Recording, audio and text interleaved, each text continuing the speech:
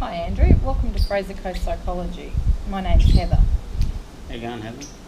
Really well, thank you. It's nice to see you. Thanks. So my secretary gave you some paperwork, and part of that paperwork was our confidentiality agreement. Yep, yeah, I got that out for you there. Good. So basically what we'll do today is just go through some of the necessary paperwork before we start going into counselling sessions. So the first thing I wanted to say was that I am a registered psychologist and I am a member of a professional body which is called the Australian Psychological Society. We are bound by a set of ethical guidelines, and basically what this means is that anything we do is always in the best interest of a client. But part of that those guidelines and framework is confidentiality. So myself and all of the therapists here, we are bound by these principles, and basically what it means is that anything that we talk about in here is confidential, so it's between you and me. There are a couple of exceptions to that, one of them being if I think that you are in serious harm or are going to harm yourself. The other one is if I think that somebody else is in serious risk that you know, or as a friend, relative or whatever. So basically what it means is if I think you're at harm or somebody you know is at harm, then I am ethically and legally required to report that. Do you understand that? Yeah.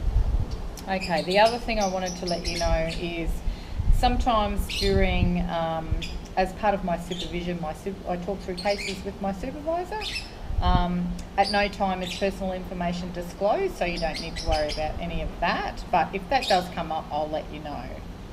Is that okay? Yeah. Yep. Okay. Now, you've had a bit of time to read through all of that information. Do you have any questions about that? No, not particularly. No? And so the exceptions, you understand those? Yeah. All right. So basically here, I mainly practice cognitive behavioural therapy. So what that means is that we sort of gives me an ability to isolate particular areas of concern and then come up with new ways of thinking about things. So that's sort of predominantly what it means. At this stage, your GP has referred you on a mental health plan, so that means you have 6 free sessions. And after that, when we've gone through those 6 sessions, then I'll talk about what we can do after that. So, costs of sessions and how many more I think you might need and that sort of thing. Do you have a preferred day and time? Oh, well, I work away, so I've got to be away for 28 days, so really it's going to be one a month. Okay, so we'll sort of work in that. I've got a week off, work 28 days, and I've got 7 days off. So. Okay, all right, we'll deal with that.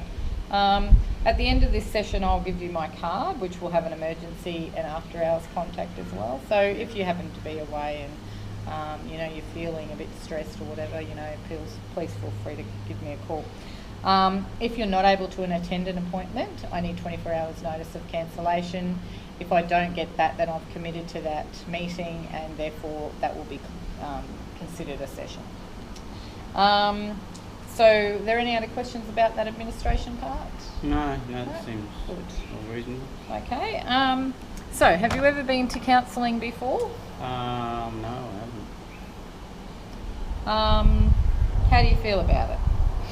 Oh, probably a little bit funny because normally you just get on with it. So it's a little bit out of character, a little bit unusual to sort of go to. Yeah, and that's pretty normal. At this stage, what sort of immediate needs and concerns do you have? Oh, just with working away, you're away 28 days by yourself, away from your family, so. And then coming home for a week and then going away again. So the sort of transition working away to coming home is a little bit difficult pretty much, for you. Yeah. So what sort of areas are more difficult than others? Oh, I suppose just a short period at home, and then go away again. You know. Yep. Probably So how do you sort of feel when you're away? Oh, pretty much. I don't know. A bit alone, I suppose. Okay. All right.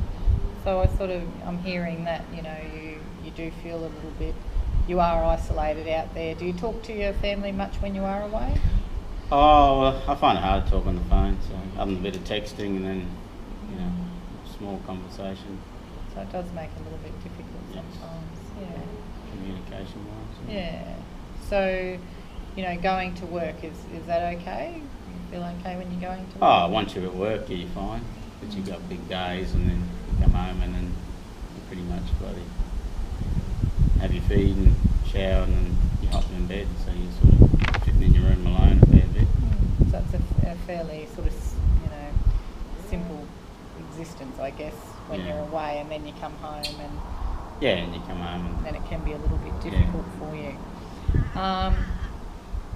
So I guess, so sort of what you're feeling is a bit lonely, when you're away. And so how do you feel when you sort of come home? Oh, just because you've been away for 28 days, you come home and, maybe things aren't the way you think they'll be when you get home. So things sort There's of... a bit of tension. So different sort of routines. So you come home and your wife and your kids have their own They've sort got of their routine. own stuff going on there. Yeah, so you come back You've got to try and fit in amongst that. And slot sometimes in. it's just, it's a bit hard. So how long have you worked away for? Oh, about 6 years now. So a fair while. Yeah. Yeah. So it doesn't really, with time, it certainly doesn't get any easier. Yeah.